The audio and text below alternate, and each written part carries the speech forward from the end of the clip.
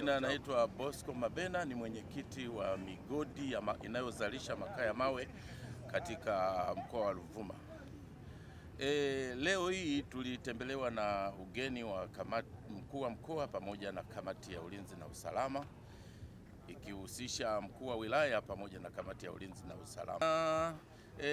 Katika ziara hii mkuu wa mkoa na tume yake wamefurahishwa kutokana na ziara walivyotembelea mgodi wa Jitegemee, kwamba pamoja na kuzalisha makaa ya mawe lakini wamejikita kwenye kuzalisha nishati safi ambayo inatengenezwa kwa mchanganyiko maalum wa makaa ya mawe.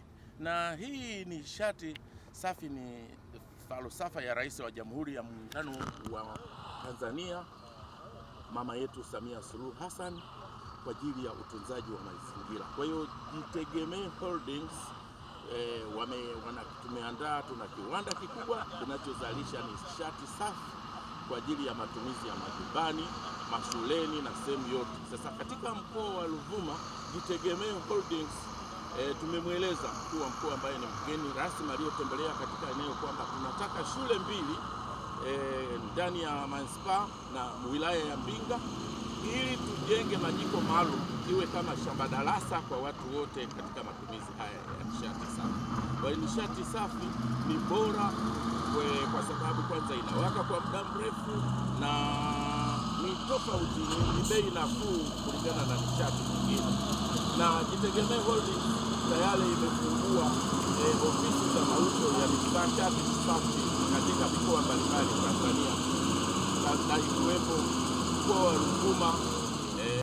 Tunafurahi sana kwa ziara hii, kwa sababu sisi kama migodi wameweza kuangalia uzalishaji tunavyokwenda na jinsi tunavyohudumia viwanda katika Afrika Mashariki, na ni kweli wameona uzalishaji uko vizuri na magari mengi yanapakia kwa wakati, mkaa bora na sahihi. Na hii ni changamoto ambayo ni fursa nzuri kwa Watanzania katika hii sekta ya madini, na wameweza kuona jinsi migodi inavyozalisha, lakini pamoja na kushiriki na katika kulipa kodi stahili zinazotakiwa. Na vile tunashukuru ziara hii imeweza kuleta changamoto. Tumetoa changamoto, wameangalia changamoto ya barabara ambayo serikali inaendelea kufanya kazi, lakini na changamoto mbalimbali ambazo mimi kama mwenyekiti nina furaha, hivi karibuni nitakuwa na kikao na wakuu wa migodi yote ili tuweze kuaddress changamoto zetu serikalini kwa kutumia njia au taratibu maalum. Hili ni swala la utunzaji wa mazingira. Napongeze kwamba mmebuni nishati safi na salama, na kwa kufanya hivyo mtapunguza kasi ya ukataji wa miti, kuchoma mikaa, lakini mtawarahisishia wananchi upatikanaji wa resources hiyo ya briquettes ambayo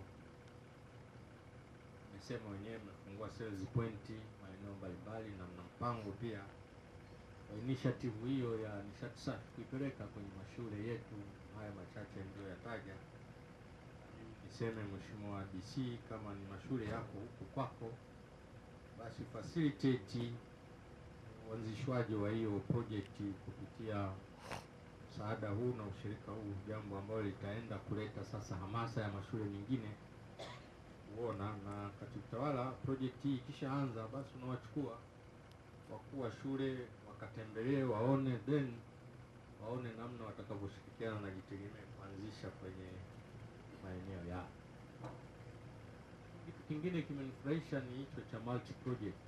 Mwanzo mlianza na mkaa, naona hapa mnaenda kwenye chumvi, mtaenda kwenye aggregate, mmeanzisha hiyo all briquettes ambazo nazo ni natembelea falsafa ya Mheshimiwa Rais ya nishati safi na salama. Kwa hiyo hii ndio kitu tunachokihitaji sisi kama serikali. Na identify gaps then mnazichangamkia.